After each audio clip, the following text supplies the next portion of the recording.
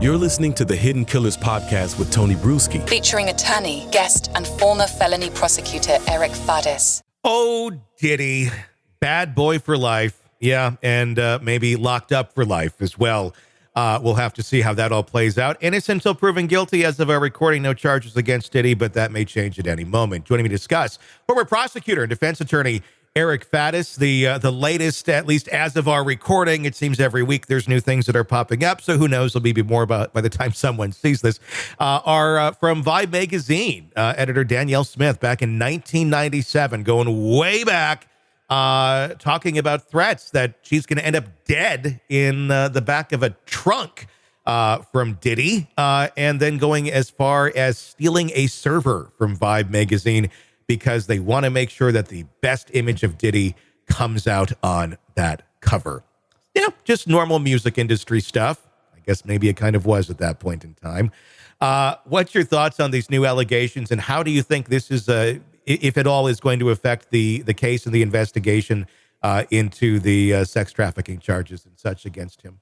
Surely no narcissism there, making death threats to a magazine editor because they're not using the right photo that you want. Mm-hmm. How self-absorbed to do that. And how many people has he threatened? How many people has he allegedly victimized? How many enemies has he made over the course of decades? Most people, that they might have one or two unpleasant interactions over the course of several years.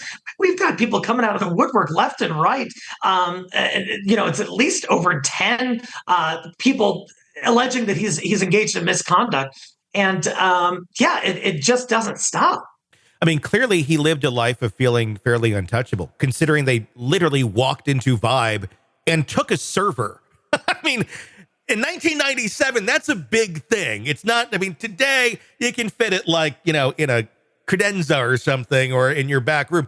That was like part of a room in 1997 to go in there and take something like that. Yes, not narcissistic at all, but clearly able to get away with things. And the fact that, he threatened her life, saying he's going to see her dead in the trunk of a car, something that at that moment in time was a fairly plausible thing, considering we just saw Tupac being murdered, and there was a lot of allegations, there still is, that maybe he had a hand in that. And very curious to see what we're going to find out in the Keefe D trial, if Diddy is brought up into that at all. So it's a very serious threat, and if you just want to continue on with your life and not mess with the idiot rap producer who's doing these things, you might just shut up. You might be like, whatever, we're not going to avoid doing a lot of stories on him, but fine. I just don't want to mess with this. So there's a lot of people who kept their mouth quiet. And I'm wondering, we're just now beginning to hear people come out and speak about these sort of things publicly. Is there going to be just a cascading waterfall of these once he is officially charged and arrested, if he's officially charged and arrested?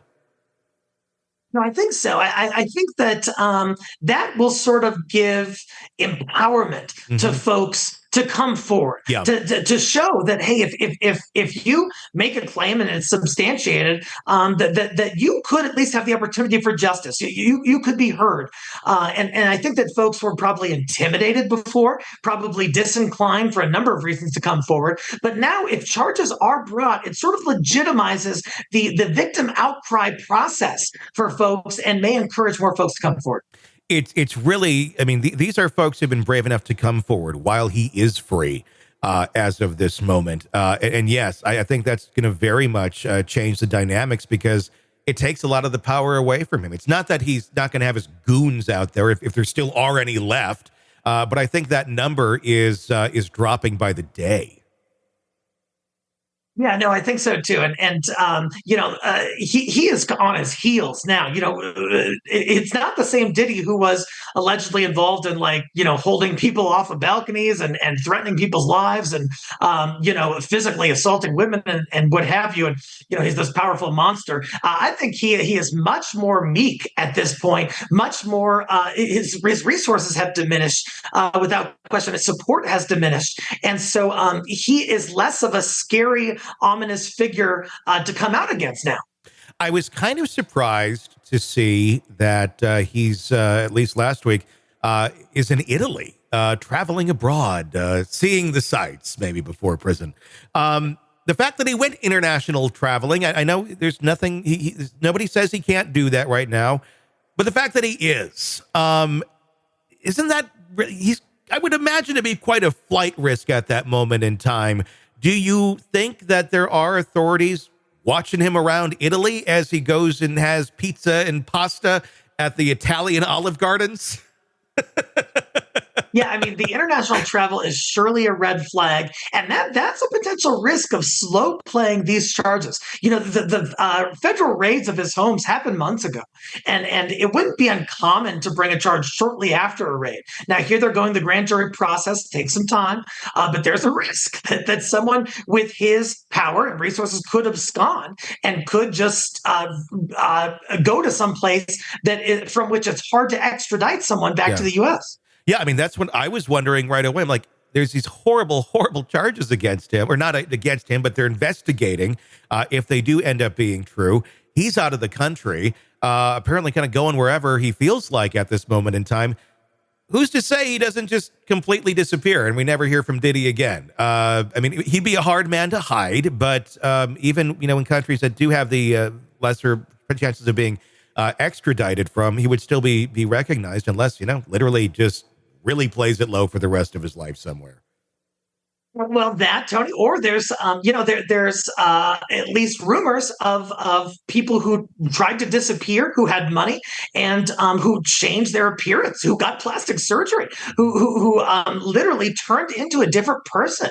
And that's not outside the realm of possibility for Diddy. He has the resources. There was a tech founder not too long ago who had disappeared with a bunch of, I believe, cryptocurrency, and they thought he died, but there's an allegation that he just got like facial surgery and different hair. And could Diddy do that? It's possible. Is he going to go to the mysterious island where Tupac still lives? I wish I knew what island that was. I'm not so sure it exists in reality, but I'm not so sure Diddy exists in reality for the most part. Want to listen ad-free?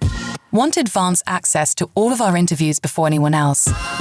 Become a True Crime Today Premium Plus subscriber on Apple Podcasts. You get every episode commercial-free. So you can binge on True Crime until you can binge no more. Search True Crime Today Premium Plus on Apple Podcasts now, or go to our podcast page and sign up now. More of the Hidden Killers podcast next.